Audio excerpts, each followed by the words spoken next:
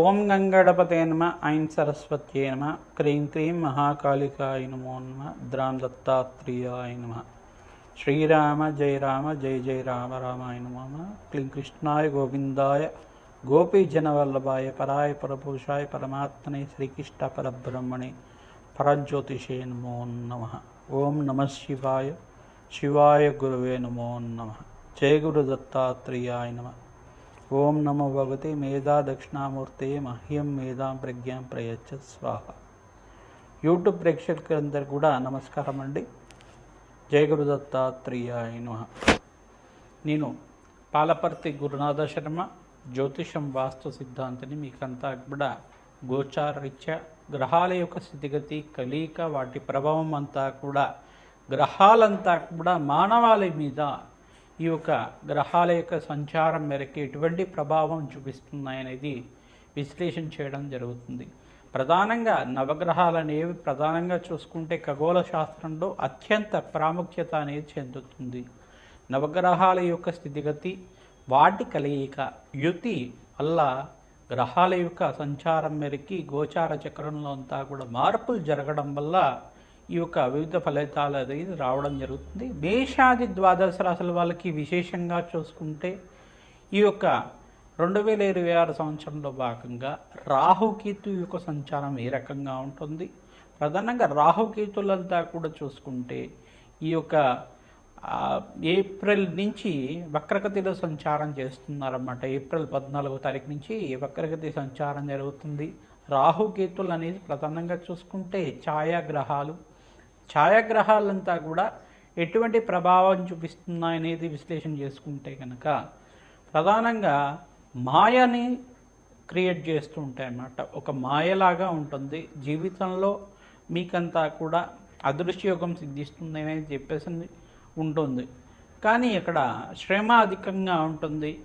ప్రధానంగా చూసుకుంటే ఆ శ్రమతో కూడిన సంపాదన పెరగడం, అదృష్టం కలిసి రావడం కానీ, ధనయోగం సిద్ధించడం కానీ, మీ యొక్క ఆకస్మిక ధన వ్యయాన్ని కూడా సూచనప్రాయంగా చెప్పడం జరుగుతుంది. రాహుకేతులు అనేది ఒక భ్రాంతిని కలిగించే గ్రహాలు, ఒక ఛాయాగ్రహాలు అన్నమాట.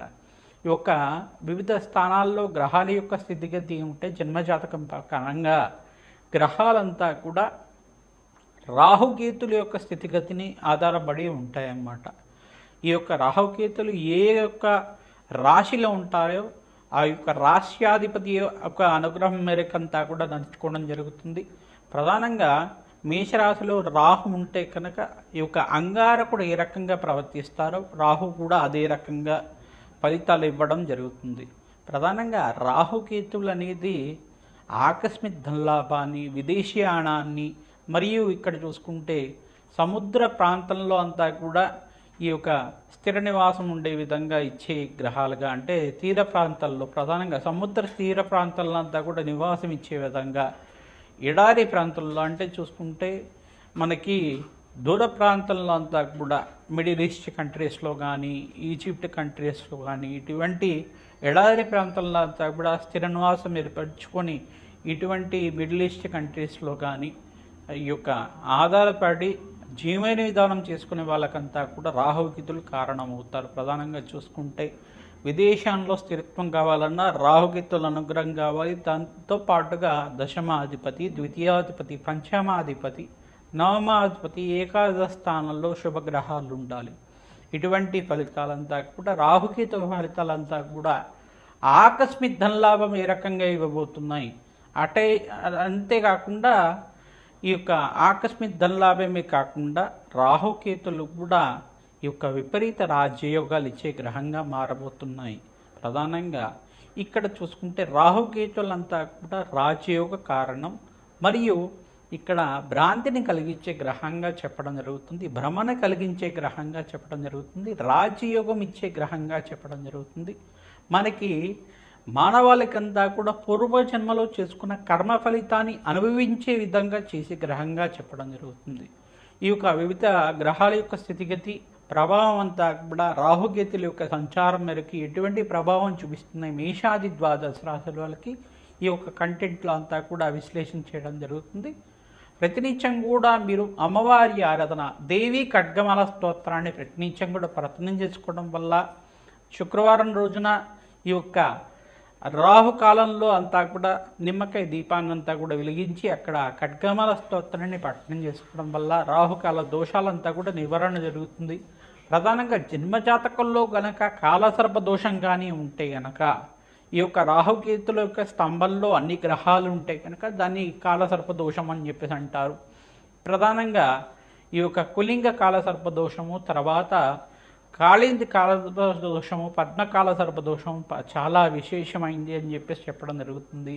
నక్షత్ర బలిలో భాగంగా మూలా నక్షత్రము మరియు ఇక్కడ ఆశ్లేష నక్షత్రము మరియు ఇక్కడ చూసుకుంటే మక్కా నక్షత్రానికంతా కూడా శాంతి బలిలంతా కూడా ఇవ్వడం వల్ల నవనాగ శాంతి కార్యక్రమాలు ఆచరించడం, సర్ప సంస్కారం చేసుకోవడం వల్ల నాగేంద్ర స్వామి ప్రతిష్టను ఆచరించడం, ప్రతినిత్యం కూడా మంగళవారం పూట, ఆదివారం పూట, గురువారం రోజున నాగేంద్ర స్వామి జోడినాగులున్న ప్రాంతం దగ్గర అంతా కూడా, సర్పాలు ఉన్న దగ్గర అంతా కూడా పూజన ఆచరించి పసుపు కుంకుమ గంధంతో అభిషేకం చేసుకొని చిమ్మిలిని నివేదన చేయడం వల్ల రాహుకేతు దోషాలంతా కూడా నివారణ జరుగుతుంది. సంతాన కారకుడు అవుతారు.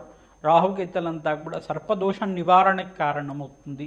ప్రధానంగా అమ్మవారి ఆరాధన, దుర్గాదేవి ఆరాధన, జగన్మాత ప్రీతికరంగా ఇక్కడ చూసుకుంటే దేవి ఖడ్గమాల స్తోత్రాన్ని పట్నించం కూడా పట్నం చేసుకోవడం వల్ల సకల గ్రహదోష నివారణ జరుగుతుంది. విశేషంగా రాహుకేతు దోషాలంతా కూడా నివారణ జరుగుతుంది.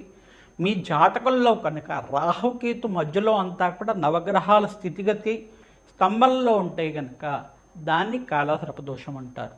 ప్రధానంగా కాలసర్పదోషం ఉండడం వల్ల ఆలస్య కళ్యాణం అవడం కానీ, ఏదైనా పని అనుకుంటే దాన్ని వాయిదా పడుతూ ఉండడం కానీ, అన్ని విషయాల్లో కూడా ఆలస్యం అవుతూ ఉండడం కానీ, వ్యాపారంలో మార్పులు జరగక ఎక్కడ మొదలు పెట్టుకున్నామో అదే పొజిషన్లో ఉండడం కానీ, పొజిషన్స్లో అంటే ఫైనాన్షియల్ స్టేటస్లో అంతా కూడా మార్పు లేకుండా ఉండడం, ఇటువంటి ఎంత ఖర్చులంతా కూడా పెరిగిపోతూ ఉండడం, అప్పుల బాధల్లో పడిపోవడం, ఇదంతా కూడా రాహుకేతు దోషంగా చెప్పడం జరుగుతుంది. సంతానం ఆలస్యంగా అవుతుండడం, కొంతమందికి అయితే మిస్క్యారేజెస్ జరుగుతుంటాయి.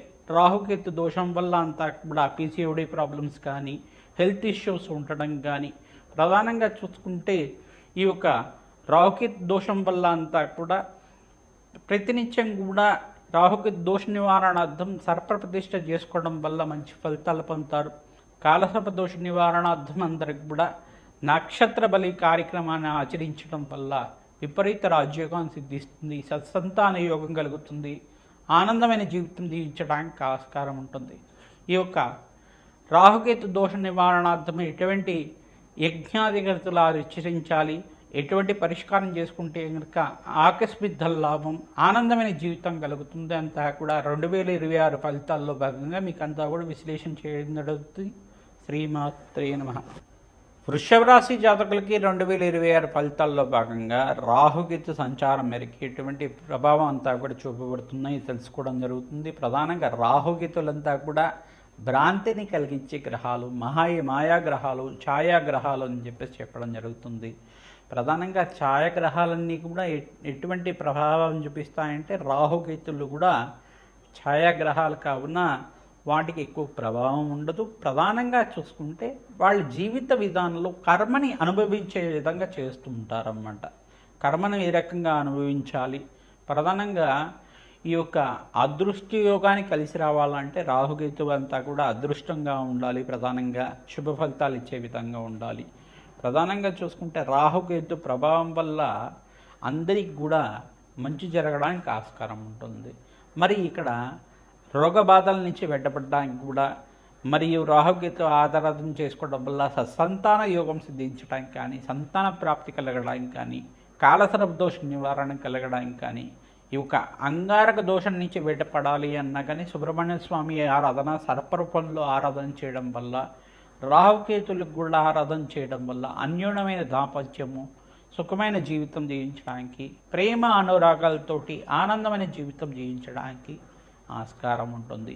ప్రధానంగా దేవి ఖడ్గమాల స్తోత్రాన్ని ప్రతినిత్యం కూడా వృషభ రాశి జాతకులు పఠనం చేసుకుంటూ ఉండాలి. ప్రధానంగా దేవి భాగవతాన్ని పారాయణం చేయడం, మహాకాళి దేవాలయంలో కూష్మాండ దీపాన్ని వెలిగించడం వల్ల ఈ యొక్క రాహుకేతు దోష నివారణ కలుగుతుంది. రాహు గ్రహానికి ప్రీతికరంగా అమ్మవారి దేవాలయంలో చండీ హోమాది కార్యక్రమాలు, విశేషంగా మహాకాళి మూలమంత్రంతో యజ్ఞ యాగాది కరుతులు ఆచరించడం వల్ల సకల గ్రహ దోష నివారణ కలుగుతుంది. పూర్వజన్మలో చేసుకున్న పుణ్య ఫలితం అంతా కూడా లభించడానికి ఆస్కారం ఉంటుంది. ప్రధానంగా చూసుకుంటే రాహుకేతులంతా కూడా కర్మయోగాన్ని ఇచ్చే గ్రహంగా, ఈ యొక్క ఛాయాగ్రహంగా చెప్పడం జరుగుతుంది. మీకంతా కూడా వంశాభివృద్ధికి కారణమవుతుంది.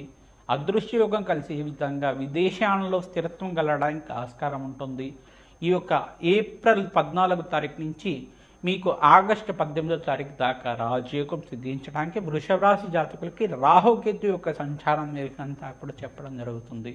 ప్రధానంగా శనీశ్వరుడు అంతా కూడా మీనరాశిలో సంచారం చేయడం, బృహస్పతి అంతా కూడా చూసుకుంటే జూన్ 14 దాకా ఇక్కడ మిథున రాశిలో సంచారం చేస్తుంటారు. మళ్ళీ ఇక్కడ జూన్ 14 రోజున సాయంకాల వేళల్లో అంతా కూడా కర్కాటక రాశిలో ఉచ్చస్థానంలో సంచారం చేయడం వల్ల విపరీత రాజయోగం సిద్ధించడానికి, ధనాదాయం పెరగడానికి, వివిధ వ్యాపార రంగంలో వాళ్ళకి ప్రధానంగా చూసుకుంటే వ్యవసాయ రంగంలో వాళ్ళకి మంచి లాభాలు గణించడానికి, మరియు ఐటీ రంగాల వాళ్ళకు కూడా మంచి ఆఫర్ సిద్ధించడానికి ఆస్కారం ఉంటుంది. ద్వితీయార్థంలో అంతా కూడా అంటే జూన్ 14వ తారీఖు నుంచి మళ్ళీ నవంబర్ 18వ తారీఖు దాకా మీకంతా కూడా విపరీత రాజయోగం సిద్ధించడానికి 2026 ఫలితాల్లో భాగంగా రాహుకేతు మార్పులు, వివిధ గ్రహాల యొక్క స్థితిగతి మార్పు వల్ల మంచి జరగడానికి ఆస్కారం ఉంటుంది. కుంభరాశిలో రాహు సంచారం, ఈ యొక్క సింహరాశులు అంతా కూడా కేతు సంచారం జరుగుతుంది. ఏప్రిల్ 14వ తారీఖు రోజున వాళ్ళంతా కూడా వక్రగతి సంచారం జరుగుతుంది. ఇటువంటి విపరీత ఫలితాలంతా కూడా స్వల్పంగా శ్రమతో కూడిన సంపాదన పెరుగుతూ ఉంటుంది. అప్పుల బాధల నుంచి బయటపడడానికి మార్గాలు వెతుకుతూ ఉంటారు. ధనాదాయం పెరగడానికి ఆస్కారం ఉంటుంది. వ్యాపారంలో మార్పుల కోసం ప్రయత్నం చేసుకుంటారు. ఉద్యోగంలో ప్రమోషన్స్ కోసం ప్రయత్నం చేసుకోవడం వల్ల మీకు ఆగస్టు 18వ తారీఖు నుంచి నవంబర్ 18వ తారీఖు దాకా లాభాలు గణించడానికి ఆస్కారం ఉంటుంది. 2026 ఫలితాల్లో భాగంగా మీకు అంతా కూడా రాజయోగం సిద్ధించడానికి ఆస్కారం ఉంటుంది. మహాలక్ష్మీదేవి ఆరాధన, జగన్మాత ప్రీతికరంగా ఈ యొక్క బగలాముఖి శాంతి హోమాది కార్యక్రమాలు, ప్రత్యేకరాదేవి హోమాది కార్యక్రమాలు ఆచరించుకోవడం వల్ల శత్రు బాధల నుంచి బయటపడడానికి ఆస్కారం ఉంటుంది. శత్రు భయాల నుంచి బయటపడడానికి ఆస్కారం ఉంటుంది. అమ్మవారి దేవాలయంలో విశేషంగా కూష్మాండ దీపాలను వెలిగించాలి. కారబలివ స్వామి దేవాలయంలో భస్మాభిషేకం చేయించుకోవడం వల్ల సకల గ్రహ దోష నివారణ కలుగుతుంది. నవగ్రహాలకు ప్రయత్నించడం కూడా ప్రదక్షిణాలు ఆచరించాలి. రావి చెట్టుకు కూడా 11 ప్రదక్షిణాలు ఆచరించడం వల్ల రాజ్యయోగం సిద్ధిస్తుంది. శ్రీమాత్రే నమః.